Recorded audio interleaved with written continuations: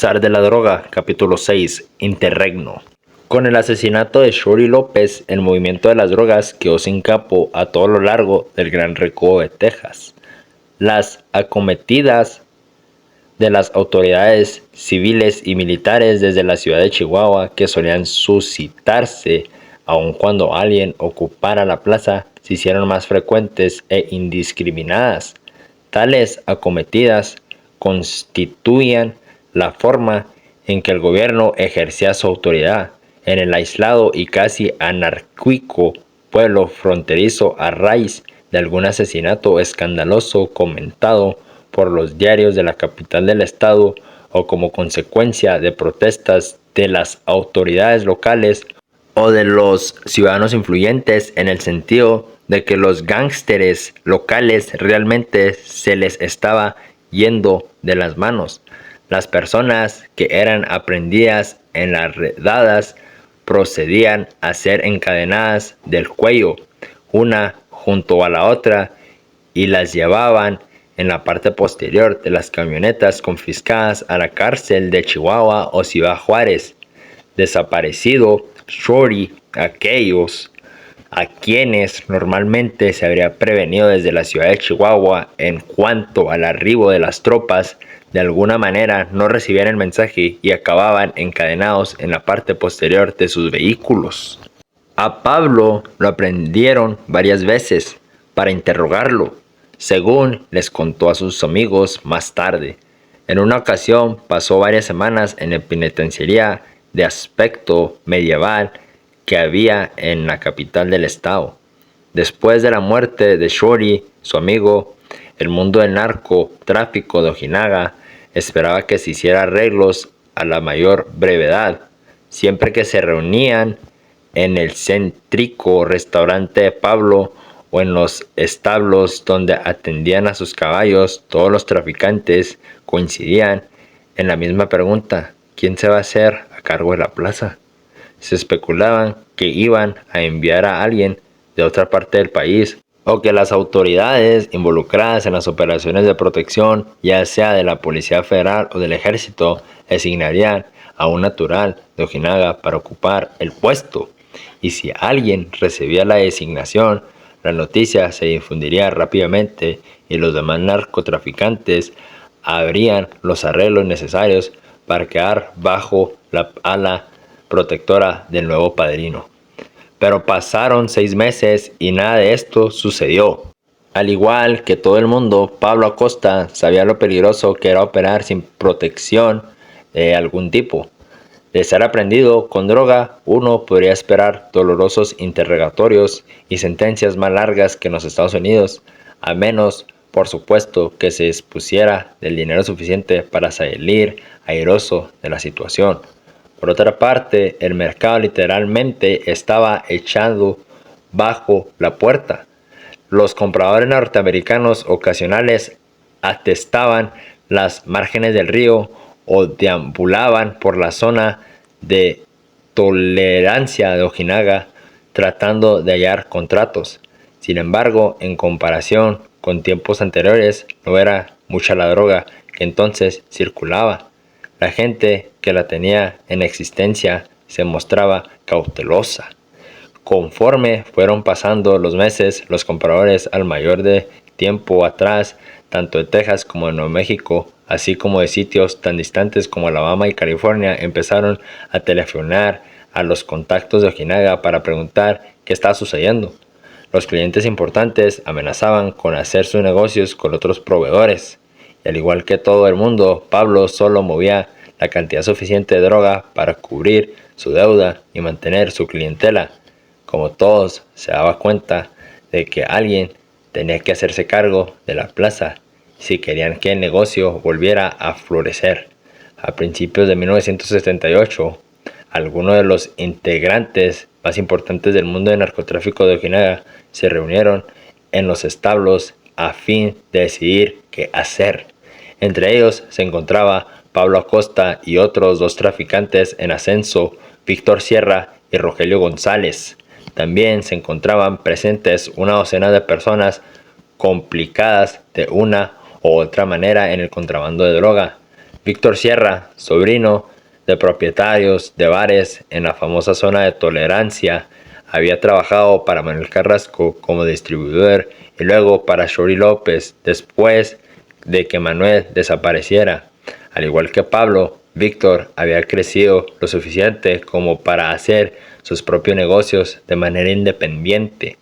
Por supuesto que después de pagarle a Shorty un porcentaje por su protección, Rogelio González era un piloto estrella que llevaba cargas para cualquiera que requiriera de sus servicios y estuviera dispuesto a pagarlos. Los presentes platicaban conforme realizaban sus tareas. Casi todos poseían finos caballos que necesitaban alimentarse y ejercitarse diariamente. Alguien empezó a comentar que acababan de llegar al pueblo varias toneladas de marihuana procedentes del interior de la República y que yacían escondidas en cuevas o en tanques de almacenamiento bajo tierras en ranchos al este de Ojinaga. Los dueños de la mercancía necesitaban empezar a vender a fin de pagarla a sus proveedores, pero tenían miedo de las inconsistencias de las autoridades mexicanas. Alguien debe ir a hacer arreglos con las autoridades, dijo uno de los hombres. Ya antes había hablado de la necesidad de enviar a alguien allí para que hablara con el comandante general de la ciudad de Chihuahua, la vistosa capital del estado rodeada de bellas montañas, prósperos ranchos ganaderos, florecientes granjas menonitas y empobrecidos ejidos. Ojinaga quedaba bajo la jurisdicción del mismo comandante de la Policía Federal de la capital del estado que estaba a cargo de las periódicas redadas. Víctor Sierra sabía que Shorty había estado haciendo sus pagos mensuales en la comandancia, sede de la Policía Federal de la ciudad de Chihuahua. Si querían hacer arreglos encaminados a obtener protección, ahí era donde debían empezar. Víctor propuso que Pablo acudiera. Tú podrías hacerlo bien, dijo, y algunos de los asistentes asintieron en señal de aprobación. Pablo era arrogante, le gustaba ser el centro de la atención y aspiraba a ser el número uno, pero también estaba consciente de la realidad. Como exconvicto y ahora fugitivo de la DEA, estaba seguro de que la policía norteamericana sabía que estaba operando fuera de Ojinaga. Legalmente ciudadano norteamericano, le preocupaba que la DEA intentase presionar a México para que lo extraditara en caso de que llegara a ocurrir mayor renombre. Sin embargo, él sabía en realidad más acerca del sistema judicial norteamericano que del mexicano. Estaba consciente de que en México las cosas eran diferentes.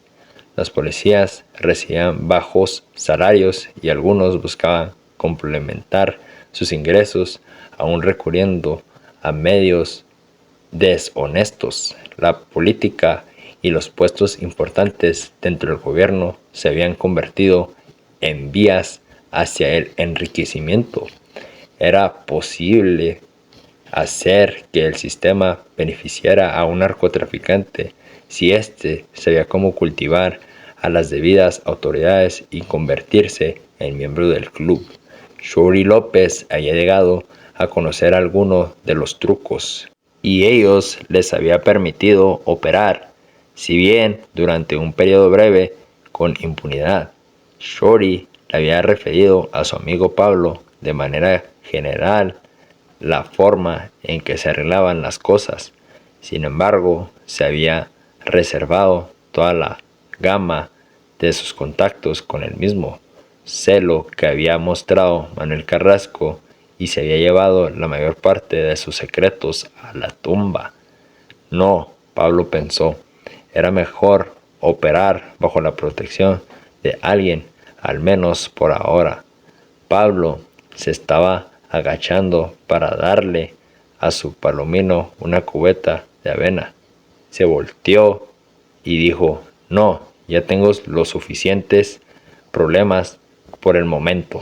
La terna de candidatos era bastante reducida. Algunos de los asistentes a la informal reunión eran norteamericanos, los restantes mexicanos. Eran demasiado jóvenes o demasiado viejos, con muy poca experiencia o no del todo dignos de confianza como para pasar a ser tomados en serio. Fuera de Pablo solo quedaban dos posibilidades serias: Víctor Sierra y Rogelio González. Rogelio era un misterioso para todo el mundo. Era de piel blanca y facciones refinadas, en contraste con los hombres de tez morena y rugosa que le rodeaban. Fácilmente podría pasar por un francés de Marsella. La mayoría de los contrabandistas mexicanos que volaban aviones eran pilotos improvisados. Sin embargo, Rogelio González había sido instructor de vuelo y mecánico en la Ciudad de México antes de dedicarse a volar para los narcotraficantes en Sinaloa. Podía aterrizar una Cessna 206 en un estacionamiento y luego hacerlo despegar de nuevo, o al menos eso era lo que se hacía decir. Todo el tiempo realizaba aterrizajes durante la noche en pistas de tierra, sin más señal que una fogata en uno de los extremos a manera de guía. Al mismo tiempo, era una persona reservada, de aspecto tímido e incluso mojigato. Las obscenas pláticas sobre mujeres que constituían el 90% de las conversaciones que se daban entre los narcos le hacían retirarse lleno de disgusto. Si no lo hubiéramos conocido también, pensaríamos que era homosexual, comentarían más tarde un narcotraficante. Entre sus más cercanos allegados se decía que Rogelio y su esposa, una atractiva india del sur de México, en una ocasión eliminaron a varios soldados durante un tiroteo en el estado de Sinaloa. Se trataba de tropas que habían acudido a arrestarlo y llevarse su avión, aun cuando tenía arreglos establecidos con el comandante militar. Él y su esposa andaban huyendo cuando llegaron a Ojinaga. A Rogelio nunca le gustó hablar de dicho tiroteo. Transportar por aire cargamento de droga era una forma de vida para Rogelio, y dejó ver claramente que no aspiraba a hacer nada aparte de eso. Denme un avión y yo me encargo de volarlo. Eso es todo lo que quiero hacer, dijo. Con eso solo quedaba Víctor Sierra. Desde el punto de vista educativo, Víctor estaba por encima del campesino de Ojinaga común. Originario de Ciudad Juárez, su madre lo inscribió en el seminario después de que su padre y un tío perecieron en un accidente en Los Ángeles. Era una mujer devota que acudía a una iglesia todas las mañanas, la cabeza cubierta con un velo negro. Siempre se hincaba en una de las bancas posteriores con la cabeza agachada, inmersa en sus oraciones. Se encargaba de realizar tareas para la iglesia, como lavarle y plancharle al sacerdote sus ropajes del altar. Oraba fervientemente porque su hijo no sucumbiera a las tentaciones mundanas y que cumpliera con la voluntad de Dios.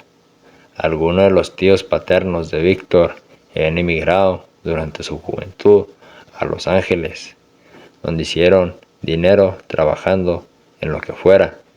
Luego regresaron a Ojinaga y compraron algunos de los destartalados bares de adobe de la zona donde se realizaban los espectáculos de striptease más obscenos y descarados del norte de México. Las plegarias de la madre de Víctor estaban dirigidas con la fuerza de un soplete a romper los lazos entre su hijo y sus descarriados tíos. Al final, los tíos ganaron la batalla por apropiarse del alma de Víctor.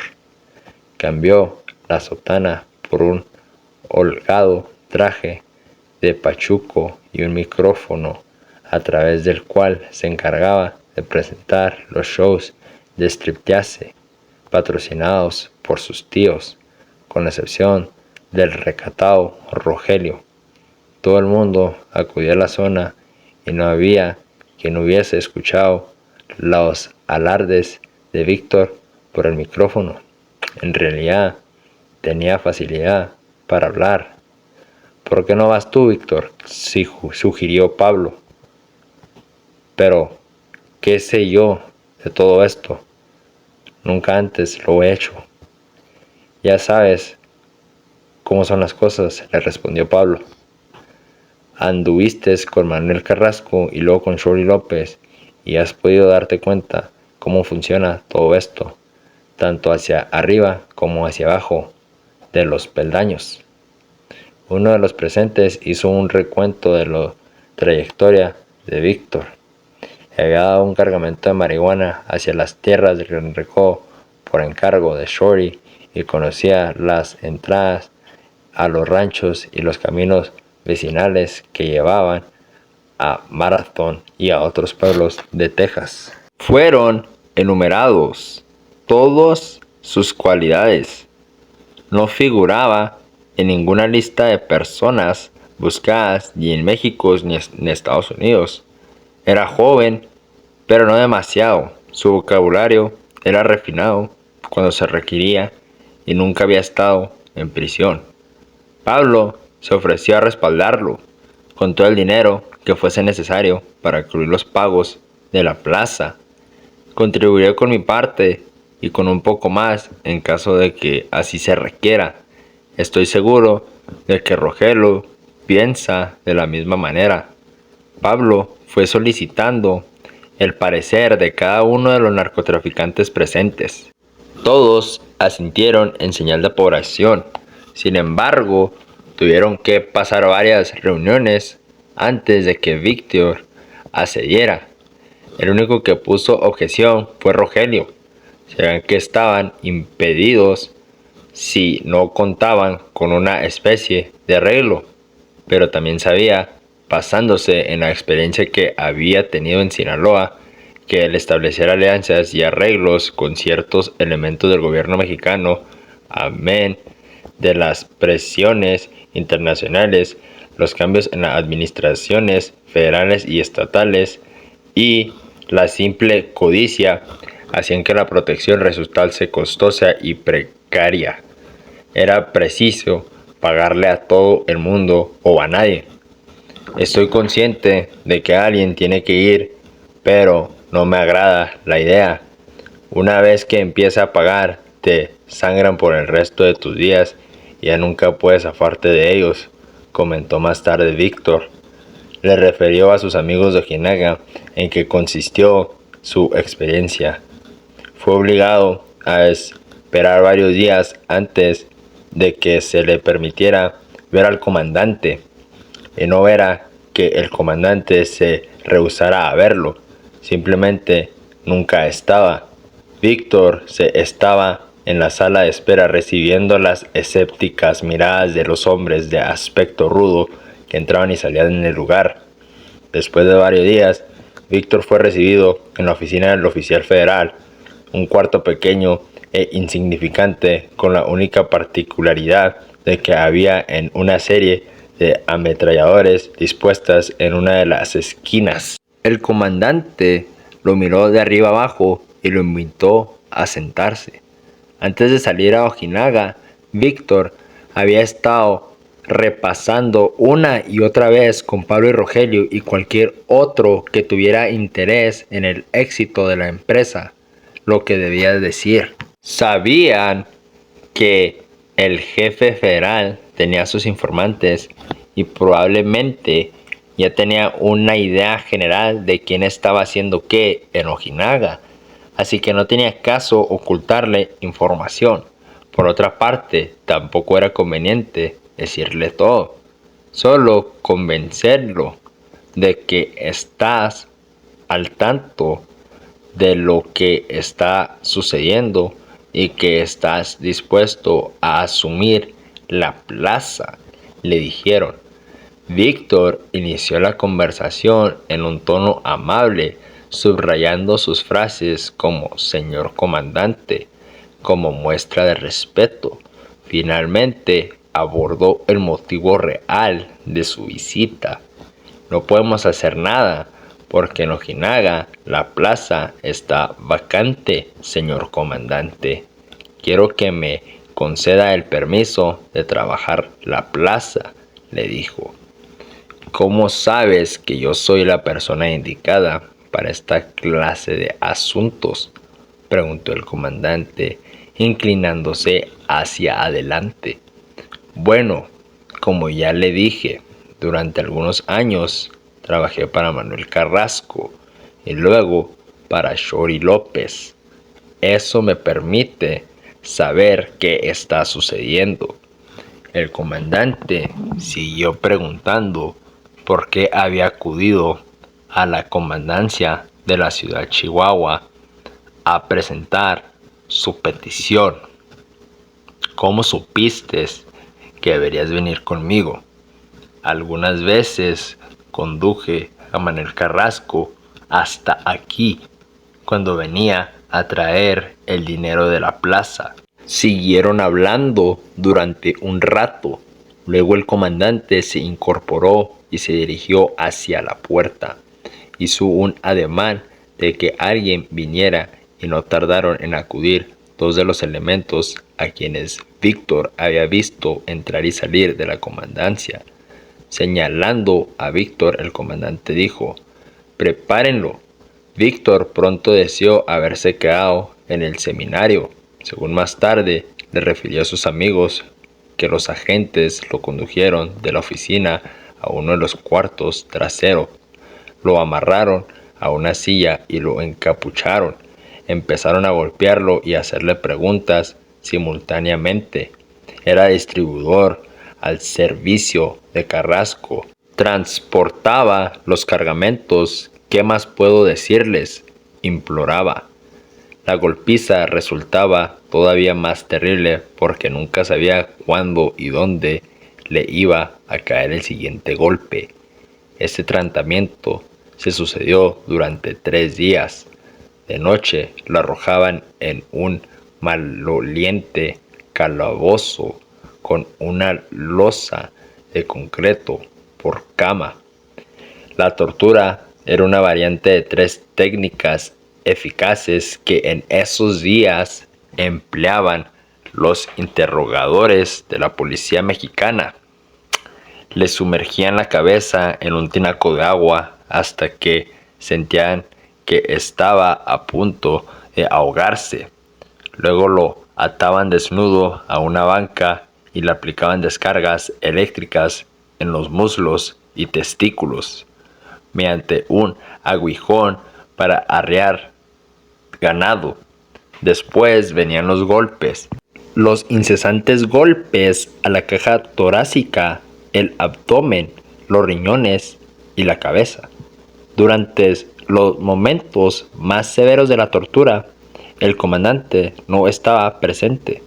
Él asistía en los respiros, asumiendo el papel de amigo y protector en lugar de verdugo, haciéndole preguntas en un tono casi amable. Víctor había acudido a la ciudad de Chihuahua para solicitar permiso de trabajar la plaza y se había encontrado con el último confesionario. Luego, al tercer día, sucedió el milagro. El comandante le ofreció la plaza. Seguro, Víctor había hablado, pero no sin oponer resistencia, y se había requerido más de lo normal para doblegarlo. El comandante estaba satisfecho de que Víctor tuviera huevos, y el interrogatorio le había dejado ver que tenía contactos y formaba parte de una sólida organización. "Encárgate del área de Ojinaga, pero acuérdate de traerme a este escritorio cada mes $10,000, y el primer pago lo quiero pasado mañana". Tembloroso y maltrecho, pero ya tranquilo, Víctor se hallaba de regreso en Ojinaga. Al día siguiente, cuando vio a Pablo, lo abrazó. Esos tipos no son humanos. Pensé que ya me iban a matar, pero ya por fin tenemos la plaza. Le llevó un tiempo a Víctor superar los efectos de la tortura. Era un hombre saludable de 30 años que tenía muchas chicas. Trataba de no quejarse de los persistentes dolores que padecía a causa de los electrochoques, pero le confesó a Pablo y a otros amigos cercanos en un tono matizado de temor que creía haber quedado dañado para siempre. Durante los siguientes 6 meses no pudo tener una erección. Una vez realizados los arreglos de la plaza, Víctor Sierra pudo dormir tranquilo sin tener la preocupación de que fuese a ser arrestado. Pero la transacción tenía sus inconvenientes, tal y como Rogelio había anticipado en la reunión de los establos. El codicioso comandante no tardó en presionar a Víctor para que le diera más dinero. Empezó a presentarse en su automóvil, dejando a 2 hombres afuera mientras pasaba en el interior sin tocar la puerta. «Hola muchachos, ¿cómo va todo?» «Bien». Víctor y varios de sus hombres vivían en una amplia casa de ladrillo con camas de agua en cada uno de los 4 recámaras, un estéreo y una televisión a colores en la estancia, y una cocina y un bar bien abastecidos. La casa era un oasis de lujo en una insignificante barriada próxima a la pista de aterrizaje, sin pavimentar, del aeropuerto municipal.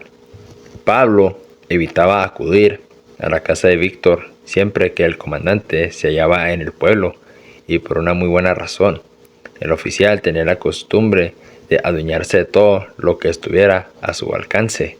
En una ocasión irrumpió en la sala y vio una automática de $600 con cachas de perla descansando sobre una mesa lateral. Lanzando un agudo grito, la recogió y dijo: «Un regalito, dijo, osestándola por la habitación como si acabase de abrir un regalo de Navidad. «Pero mira, nada más, qué preciosidad». Se la acomodó entonces en la cintura y luego empezó a ver qué más se llevaba. Su actitud había cambiado notablemente en comparación con la del siniestro inquisidor en aquellos primeros días en la ciudad de Chihuahua. Ahora era el compadre de Víctor, un íntimo allegado que se dejaba caer sobre el sofá pidiendo de beber. Solía indicar a uno de los compañeros de Víctor que invitase a pasar a los hombres que lo estaban esperando afuera. Esos agentes, en ocasiones los mismos que habían participado en la tortura de Víctor, se instalaban cómodamente en uno de los sofás y pedían también de beber y comida y mujeres de la zona, las mejores, y no en la noche, sino en ese momento. Víctor tenía que enviar a alguien por las chicas y los agentes se quedaban ingiriendo sus bebidas antes de dirigirse con paso vacilante hacia las recámaras posteriores. Un día, el comandante se presentó en la casa llevando malas noticias. «Te va a costar más dinero poder seguir trabajando», le dijo, tras desplomarse sobre el sofá de Víctor. $10,000 fueron suficientes para principiantes, pero ahora me están presionando mucho desde arriba. Las cosas están muy difíciles. Me están imponiendo cuotas más elevadas para que pueda dejarlos que sigan trabajando. De ahora en adelante van a ser $25,000. Los informantes del comandante ya le habían comunicado todo lo que Víctor y su gente estaban moviendo en el mercado. Víctor quiso discutir, pero todo resultaba inútil. Todo lo que el comandante quería acababa por obtenerlo. Después de todo, tenía el apoyo de la Policía Federal y del Procurador General y, en caso necesario, del Ejército. Con el tiempo, Víctor acabó pagando $35,000 mensuales, según le confió a uno de sus asociados.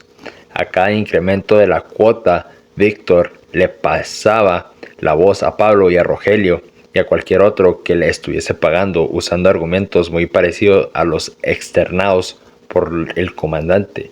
La situación era difícil, pero la embestidad Pero las embestidas de los soldados prácticamente habían cesado.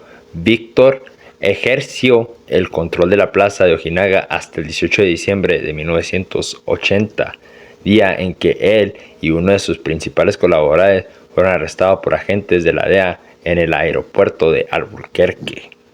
Cuando se dirigían a Las Vegas a supervisar la llegada de un cargamento de 500 kilos de marihuana que debían arribar al día siguiente a bordo de una camioneta.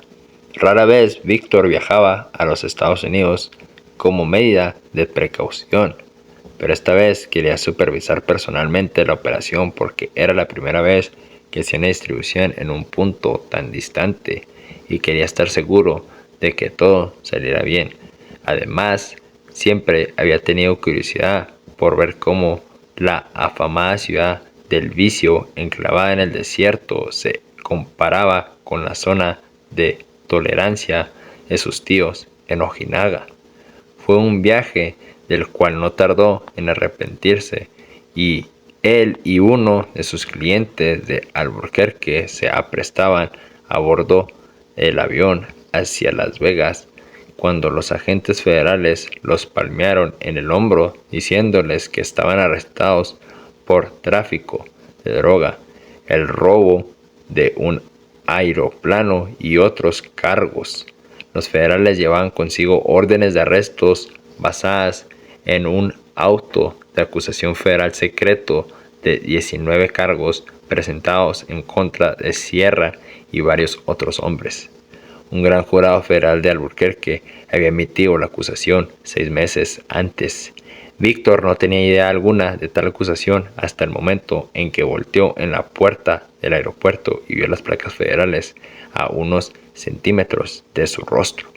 Víctor fue enjuiciado en Albuquerque y sentenciado a 8 años en la penitenciaría federal.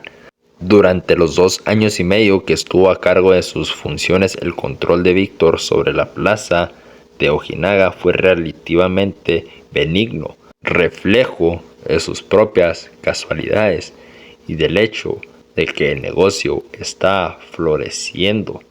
Todo el mundo obtenía su parte, así que para qué pelear.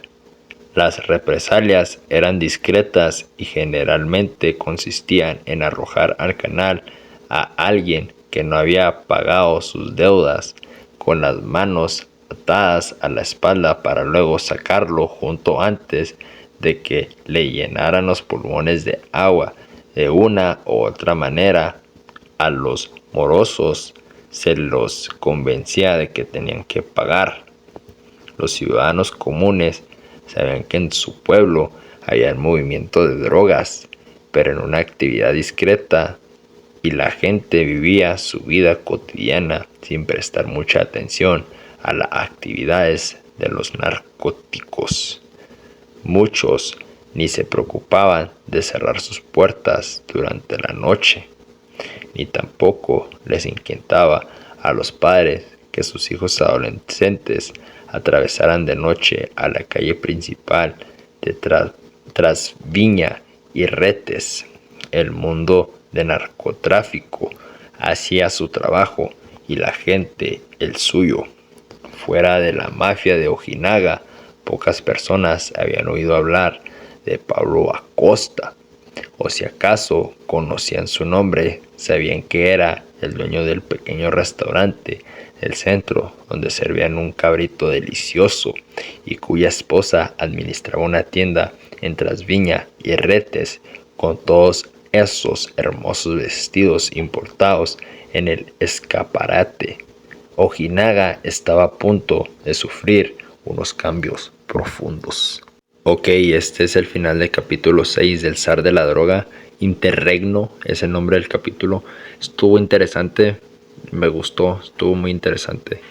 Voy a dar mis puntos que escribí de este capítulo. Ok, capítulo 6, zar de la droga, interregno. Ok. Ojinaga se calentó con el asesinato de Shorty. Los policías empezaron a aplicar la ley y a detener a los traficantes. A la vez hacían eso porque el dinero que Shorty les pagaba ya no les empezaba a llegar. Ok. Cuando eras aprendido en Ojinaga, te encadenaban del cuello y te llevaban hasta Chihuahua. Nadie se hacía cargo de Ojinaga como jefe de plaza. Los narcotraficantes de Ojinaga tenían miedo y movían menos y menos porque un arresto en México era mucha tortura y años en prisión, muchos más años que en Estados Unidos. Pensaban también que el gobierno de Chihuahua mandarían a alguien de otro gobierno para ser jefe de la plaza o iban a designar a alguien como el jefe de Ojinaga, ¿verdad? Pasaron 6 meses y nada pasaba, ¿va? Los clientes de Estados Unidos se empezaron a alejar más de Ojinaga a otros compradores y se fueron como a Juárez y otras fronteras. Y eso empezó a desmotivar a los narcotraficantes y empezaron a decir, no, tenemos que hacer algo. Hicieron una reunión en unos establos. Los narcos más importantes de Ojinaga asistieron en esa reunión. Los 3 más importantes de la reunión en realidad era Pablo Acosta, Víctor Sierra y Rogelio González. Pablo era un narco conectado con clientes de Estados Unidos. Víctor estaba conectado con proveedores porque estaba bajo Manuel y Shorty, él trabajó bajo ellos. Y Rogelio era un piloto. Pablo Acosta era arrogante y quería ser el número 1 siempre, pero él negó el cargo cuando le propusieron que él fuera el jefe de la plaza. Él decía que él sabía lo que eso traería. Rogelio era un hombre de piel blanca y parecía francés. Él negó el cargo también porque él decía que él nomás quería volar. Víctor era un hombre misterioso y valiente, junto con su hermosa esposa de raíces indígenas. Él y su esposa huyeron de Sinaloa después de agarrarse a balazos con unos soldados que ellos estaban pagando, que los soldados quisieron robarles una droga y un dinero.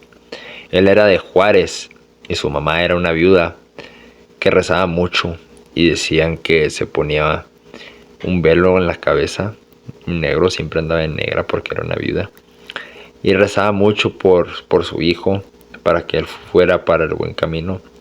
Sus tíos eran unas personas no tan buenas, tenían un prostíbulo y lo invitaban a Víctor. La mamá de Víctor terminó perdiendo la batalla de la fe cuando Víctor empezó a trabajar con ellos y se alejó más y más de Dios. Al último sabemos que Víctor se hizo un narcotraficante, que eso es súper lejos de Dios. Ok, Pablo se quería a Víctor y Víctor era un buen candidato porque era un valiente, conocía el negocio más y todavía conocía mejor el Gran Recodo de Texas. Pablo y todos votaron y motivaron a Víctor para ser el jefe de la plaza. Dijeron que apoyarían a Víctor con el dinero que necesitaría para pagar la plaza con los federales. Víctor tenía miedo, pero después de días de persuasión por sus amigos, como Pablo y otros, se lanzó como el nuevo zar de Ojinaga. Fue a ver a los federales de Chihuahua, que duró días para poder ver al comandante de los federales, porque el hombre era, según esto, ocupado. Me imagino que hacía otro tipo de corrupción más importante. Pero el comandante federal no lo recibió bien. Después de platicar con él sobre la plaza de Ojinaga y enterarse de que Víctor sabía unas que otras cosas, decidió arrestarlo y golpearlo y torturarlo por 3 días. Lo ahogaban un poco, lo mojaban y lo electrocutaban en los muslos y los testículos, después lo golpeaban. Después de 3 días el comandante le ofreció la plaza de Ojinaga a Víctor. Se dio cuenta que el hombre era demasiado valiente y con lo poco que le dijo Víctor, el comandante sabía que Víctor sí tenía contactos. El comandante le cedió la plaza a Víctor y le pidió $10,000 al mes por la plaza de Ojinaga. La plaza de Ojinaga yo me imagino que tenía alto valor, o sea, muy alto valor, ¿verdad? Porque es la frontera al final con Estados Unidos. Y también recuerdo que Manuel Carrasco, el jefe de Shorty, pagaba $100,000 por la plaza de Ojinaga en 1970. Cuando Manuel Carrasco murió y Shorty López fue el nuevo jefe de Ojinaga, él nunca dijo cuánto pagaba. En 1978, en Ojinaga, la plaza valía $10,000. Ojinaga perdió mucho valor, o los federales dejaron perder el valor y dejaron sobornarse por muy poco. Víctor quedó un poco malo por 6 meses después de la tortura que le hicieron los federales en Chihuahua. El comandante y sus federales trataban a Víctor sin respeto, llegaban a su casa y le robaban lo que querían, y al igual se enfiestaban en su casa y mandaban a traer chicas. También le subían la cota acá que querían.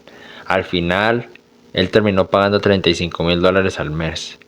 Víctor perdió la plaza de Ojinaga el 18 de diciembre de 1980 cuando fue arrestado en el aeropuerto de Albuquerque. Víctor tenía una orden de aprehensión que él no sabía.